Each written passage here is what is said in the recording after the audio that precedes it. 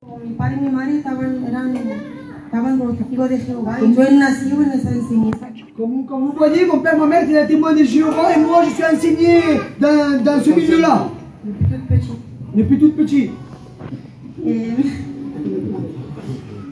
Et donc j'ai suivi là-dedans. Puis je me suis accrochée beaucoup à Dieu parce que étant petite, je suis une qui me sentais toujours seule et incomprise. J'avais pourtant ce que je voulais avec mes parents, mais j'avais toujours un vide en moi, je me sentais tout le temps toute seule. Puis je me suis raccrochée à cette religion-là, faire à Dieu. Mais on avait un Dieu mort, puisque l'Esprit Saint ne régnait pas là-bas. Alors on faisait des efforts de nous-mêmes, ça fatiguait mentalement comme physiquement. Et j'ai continué. Par contre, ce que j'ai acquis, c'était une connaissance biblique. J'étudiais beaucoup la Bible. Et je me suis accrochée à ça. Et j'ai vu que ce qu'il y avait là-bas ne concordait pas avec la Bible. Je voulais toujours prier Jésus parce que je savais qu'il était mort pour nous. Mais tout ce qu'on avait le droit de faire, c'était de lui envoyer en fait la prière en son nom seulement. Parce que prier à Jésus directement, c'était péché. Et ça me perturbait parce que j'avais envie, moi, de lui parler parce qu'il avait fait quand même beaucoup pour nous. Et puis, en voyant que ce n'était pas concorde avec la Bible, je me suis éloignée. Je suis partie de là-bas. Et seule chez moi, pendant une semaine, j'ai commencé à prier à Jésus cette fois. Parce que ce vide continuait à régner en moi. Et j'étais toujours aussi malheureuse.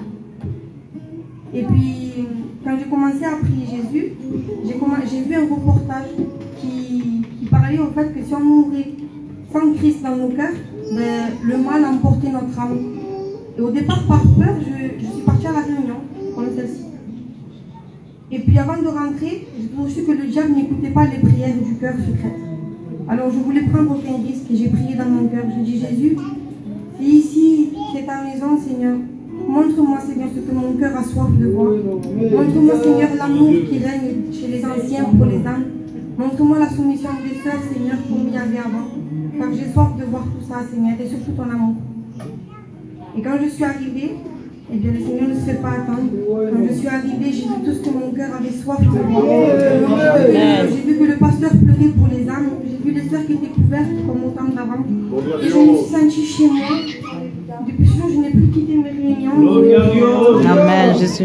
Et puis un jour, j'ai voulu jeûner, mais je voulais jeûner pour une raison précise. Il y a tellement de raisons pour jeûner. Et j'ai dit au Seigneur, Seigneur, montre-moi une raison vraiment fondée. Et à travers son écriture, le Seigneur m'a dit qu'il fallait que je jeûne pour ma conversion. Et puis j'ai commencé à lui présenter au Seigneur. Et dans l'après-midi, le Seigneur m'a parlé. Et il m'avait dit qu'il me voyait perdu, mais qu'il voyait ma persévérance. Et qu'à travers des persécutions, il travaillait ma patience, elle portera du fruit. Et puis à ce moment-là, j'ai commencé à me sentir misérable. J'ai senti mon péché. J'ai commencé à demander pardon à Dieu pour toute la peine que je lui ai causée depuis ma jeune enfance. Et puis tout à coup, je me suis sentie épaulée, consolée, pleine d'amour, lavée, purifiée. Dieu m'a relevée. Et puis à ce moment-là, je me suis sentie comme un livre blanc avec de nouvelles pages que je voulais à peine lire. Mon passé était brûlé, je ne voyais que Jésus. Frères et sœurs, je vous assure, depuis ce jour, je suis comblée. Je suis pleine de joie et je manque plus de rien. Je suis toute seule parce qu'il me manque plus d'amour.